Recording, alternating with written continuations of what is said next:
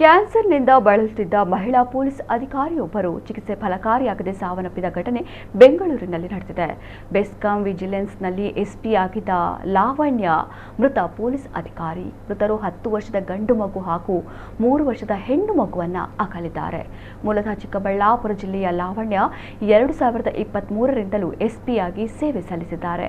ಮಂಡ್ಯ ಮತ್ತು ಬಳ್ಳಾರಿಯಲ್ಲಿ ಹೆಚ್ಚುವರಿ ಪೊಲೀಸ್ ಅಧೀಕ್ಷಕರಾಗಿ ಕೆಲಸ ಮಾಡಿದ್ದಾರೆ. ಅಷ್ಟೇ ಅಲ್ಲ, ಬೆಂಗಳೂರಿನಲ್ಲಿ ಇಂಟೆಲಿಜೆನ್ಸ್ ಮತ್ತು ಡಿಸಿಆರ್ಇಎಸ್ಪಿ ಆಗಿ ಕೆಲಸ ಮಾಡಿದ್ದಾರೆ. ಮಂಡ್ಯ ಮತ್ತು ಬಳ್ಳಾರಿಯಲ್ಲಿ ಹೆಚ್ಚುವರಿ ಪೊಲೀಸ್ ಅಧೀಕ್ಷಕರಾಗಿ ಕರ್ತವ್ಯ ನಿರ್ವಹಿಸಿದ್ದಾರೆ. ಅಷ್ಟೇ ಅಲ್ಲ, ಬೆಂಗಳೂರಿನಲ್ಲಿ ಇಂಟೆಲಿಜೆನ್ಸ್ ಮತ್ತು ಡಿಸಿಆರ್ಇಎಸ್ಪಿ ಆಗಿ ಕೆಲಸ ಮಾಡಿದ್ದಾರೆ. ಇತ್ತೀಚೆಗಷ್ಟೇ ವಿದ್ಯಾರಣ್ಯಪುರದಲ್ಲಿರುವ ನಿವಾಸಕ್ಕೆ 2 ತಿಂಗಳ ಹಿಂದೆ ಡಿಜಿಪಿ ಆಗಿದ್ದ ಡಾಕ್ಟರ್ ಎಂ.ಎ. ಸಲೀಂ ಭೇಟಿ ನೀಡಿ ಧೈರ್ಯ ತುಂಬಿದ್ದರು. ಇವರ ನಿಧನಕ್ಕೆ ಪೊಲೀಸ್ ಇಲಾಖೆ ಸಂತಾಪವನ್ನ ವ್ಯಕ್ತಪಡಿಸಿದೆ.